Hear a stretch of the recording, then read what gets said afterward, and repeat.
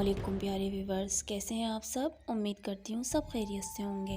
آج بہت ہی خوفناک کہانی لے کر آئی ہوں۔ بحرِ اوقیانوس کا سمندر، بہت ہی خوفناک گہرائی والا سمندر۔ اس خوفناک سمندر نے سب سے پہلے ٹائٹینک جہاز کو اپنے چنگل میں لیا۔ اس کے سارے افراد مارے گئے، ٹائٹینک بالکل ختم ہو گئی، اور آج اسی سمندر نے ایک آبدوز کو اپنے قبضے میں لے رکھا ہے۔ کیا آبدوز کو سمندر نے قبضے میں لے رکھا ہے یا ٹائٹینک کی بدروحوں نے؟ 12,500 فٹ کی گہرائی میں وہ ٹائٹینک آج بھی موجود ہے۔ اس بات کو کافی سال گزر گئے، لیکن لوگوں کے اندر یہ تجسس تھا کہ آخر ٹائٹینک کیسے ڈوبی اور اس کے جو باقیات ہیں وہ کس جگہ کس طرح دکھ رہے ہیں۔ بس اسی کے شوق میں کچھ لوگ اس کو دیکھنے کے لیے پہنچ گئے۔ ان 5 لوگوں نے ٹائٹن نام کی ایک آبدوز لی جو کہ 13,000 فٹ گہرائی کے اندر جا سکتی ہے۔ لیکن آپ سب کو تو پتہ ہی ہے، پرانی جگہیں، پرانی عمارتیں، یہ سب غیر مرئی مخلوقات کے قبضے میں ہوتی ہیں۔ وہ 5 نکل پڑے ٹائٹینک کی باقیات دیکھنے اور اس پر تھوڑا سا ریسرچ کرنے کے لیے،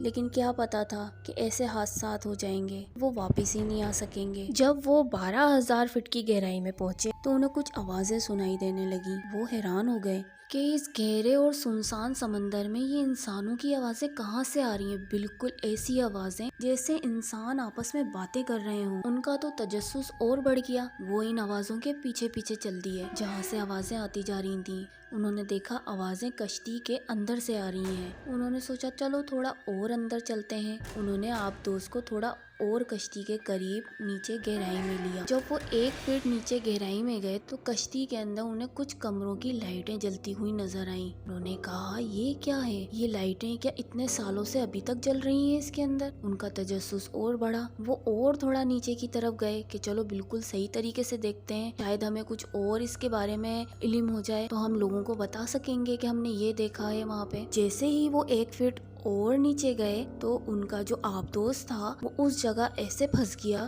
کہ واپس نہیں آ رہا تھا۔ انہوں نے بہت جدوجہد کی کہ ہم واپس اوپر کی طرف اپنی آبدوز کو لے لیں، لیکن آبدوز تھی کہ ایسا لگ رہا تھا اس کو کسی نے پکڑ لیا ہو۔ آبدوز میں سوار ان لوگوں نے اور آوازیں سنی جو کہ بچوں کے رونے کی، گڑ گڑانے کی اور آدمیوں کی، عورتوں کی، جیسے کوئی کشتی دوبارہ سے ڈوب رہی ہو اور جو ایک کوہرام سمجھتا ہے۔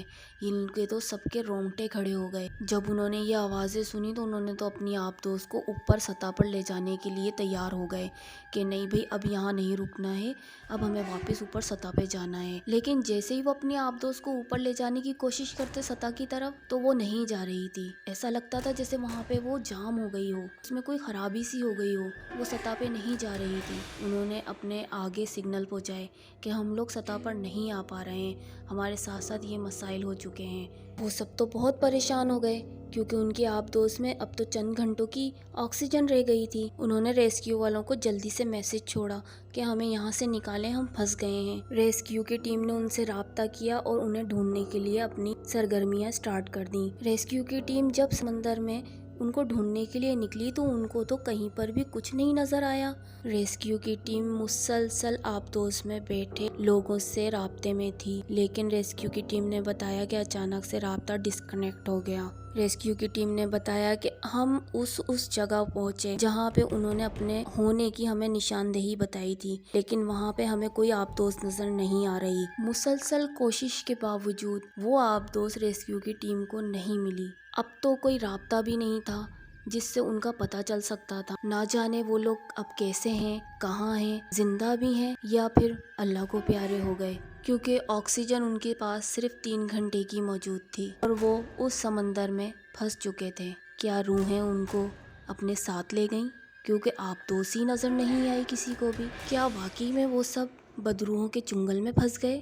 کیا ہوا ہوگا ان کے ساتھ؟ کمنٹ کر کے ضرور بتائیے گا۔ اور ہاں، سبسکرائب نہیں کیا تو سبسکرائب کر لیں تاکہ میری ہر آنے والی نوٹیفیکیشن سب سے پہلے آپ تک پہنچ سکے۔